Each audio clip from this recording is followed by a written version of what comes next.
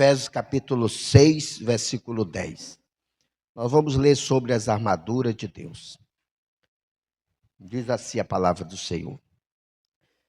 Nos demais, irmãos meus, fortalecei-vos no Senhor e na força do seu poder. Revesti-vos de toda a armadura de Deus, para que possais estar firme contra as astutas ciladas do diabo. Porque não temos que lutar contra a carne e o sangue, mas sim contra os principados, contra as potestades, contra os príncipes das trevas deste século, contra as hortes espirituais da maldade, nos lugares celestiais. Portanto, tomai toda a armadura de Deus, para que possais resistir no dia mau, e havendo feito tudo, ficar firme. Estais, pois, firme, tendo cingido os vossos lombos com a verdade, e vestida a couraça da justiça, calçados os pés na preparação do evangelho da paz, tomando sobretudo o escudo da fé, com o qual podereis apagar todos os dardos inflamáveis do maligno. Tomai também o capacete da salvação e a espada do Espírito, que é a palavra de Deus, orando em todo o tempo, em toda oração e súplica no Espírito, vigiando nisso com toda a perseverança e súplica por todos os santos, e por mim, para que me seja dado, no abrir da minha boca, a palavra com confiança, para fazer notório o mistério do Evangelho, pelo qual sou embaixador em cadeia, para que possa falar dele livremente, como me convém falar. Amém. Poder assentar os irmãos, deixa suas Bíblias abertas. Meus irmãos, o apóstolo Paulo adverte à igreja que existe um mundo espiritual, que ele batalha contra a nossa família, a nossa vida espiritual. Eu estava observando essa leitura, que existe aqui uma comparação que o apóstolo faz do soldado romano com seus equipamentos de guerra, de batalha. Eles usam o capacete, eles usam o escudo, que é uma arma de proteção. Eles usam a espada, que colocam sobre si, e um cinto. Então, ele fala desses utensílios que o soldado usava. E ele pede para nós, irmãos, nesse capítulo aqui, o versículo 10, ele diz assim: nos demais, irmãos meus, fortalecei-vos no Senhor e na força do seu poder. Então, o nosso fortalecimento espiritual, irmão, está no Senhor e na força do poder. O que é a força do poder?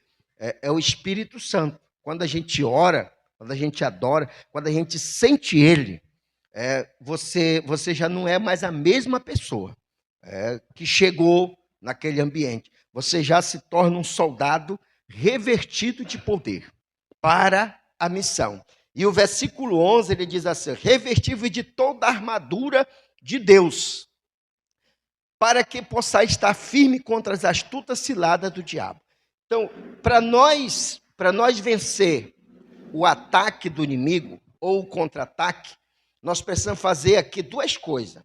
A primeira está no versículo 10, que é: nos demais, irmãos meus, disse o apóstolo, fortalecei no Senhor e na força do seu poder. Então, ele está dizendo aqui que para a gente vencer, irmão, qualquer luta espiritual, obra de macumbaria, feitiçaria, esse mundo espiritual existe. Primeiro, nós temos que se fortalecer no Senhor. Tá? Isso é orar, é sentir Deus.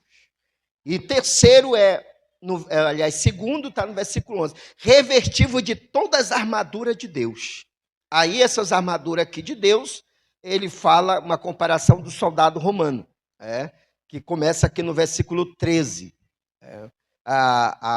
dizendo assim, portanto, tomai as armaduras de Deus, para que possais resistir no dia mau, e havendo feito tudo, ficar firmes.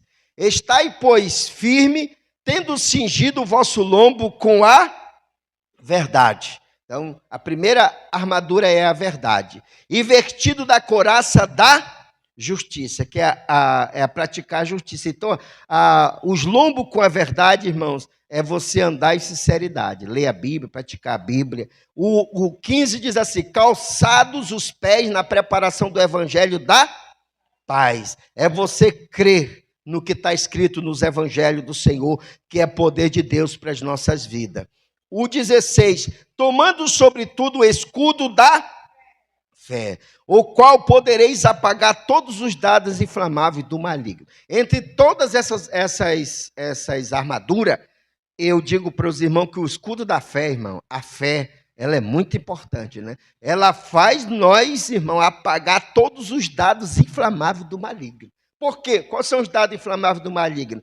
Quem assistiu aqueles vídeos, por exemplo, do Homem-Aranha, ele joga as telhas, né? As teinhas de aranha, né? Aquilo ali são setas, são dados inflamáveis. Assim é o mundo espiritual. Você lembra, hoje é culto, mas aí o inimigo ele joga o dado inflamável dele.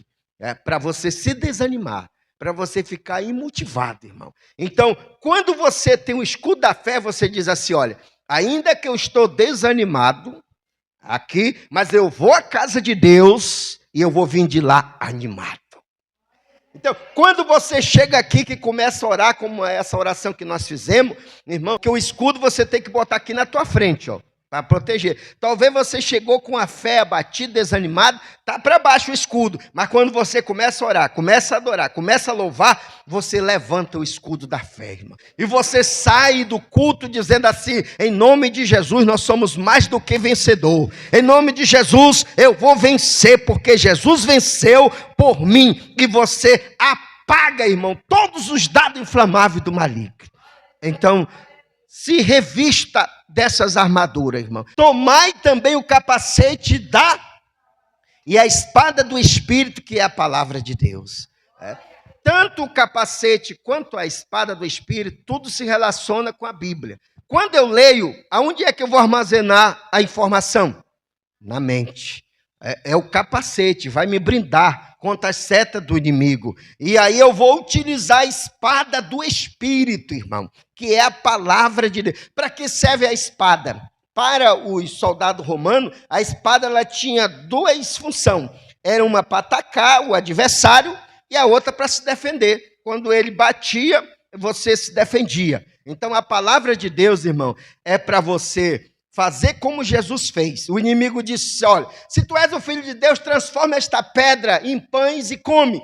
Aí Jesus disse: está escrito. Ele usou a espada do Espírito, que nem só de pão viverá o homem. E o inimigo se transportou, porque Jesus usava a espada do Espírito, a palavra de Deus, para atacar o inimigo e para se defender. Porque o inimigo usava a Bíblia também.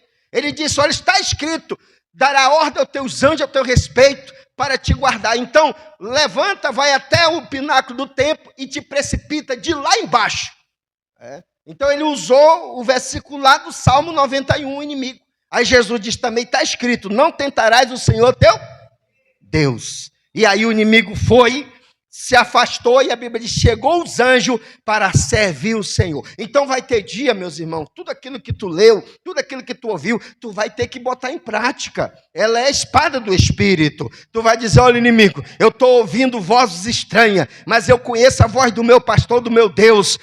Eu vou fazer diferente, porque está escrito na palavra do Senhor. E naquela hora você combate aquela voz, combate aquele pensamento negativo que vem na sua mente, irmãos. E a palavra do Senhor, no 18, termina dizendo assim, ó, orando em todo tempo, com toda oração e súplica no Espírito, vigiando nisto com toda perseverança e súplica por todos os santos. Então, às vezes, nós temos esse hábito, irmão, de orar só aqui na igreja, ou ter aqueles momentos, mas aqui esse versículo diz que a nossa luta, ela é espiritual constante, nós temos que orar constantemente. Como é que é isso?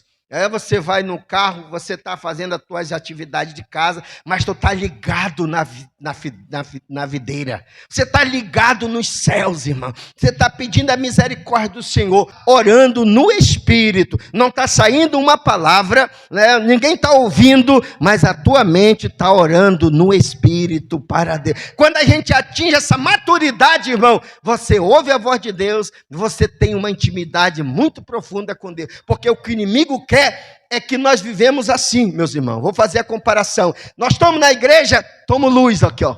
Aí o que o inimigo quer é isso. Quando você sai da igreja, você se desliga. Desliga aí para mim aí, irmão. Olha aí, ó. Saiu da igreja, o inimigo quer isso, ó. Aí eu já não oro mais em espírito, já não estou mais vigiando. Só um vaso, mas me desconectei das coisas de Deus, irmão. Aí vem as coisas do inimigo, mas aí de repente, antes de tu dormir, você chama a sua família, vamos orar, vamos acender a candeia aqui em casa. Dobrou o joelho para orar? Liga, irmão Thales. Já acendeu.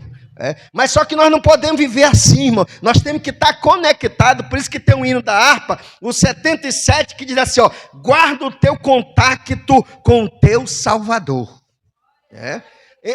Porque é uma diferença de contato para contacto. Por exemplo, eu ligo para o Caio.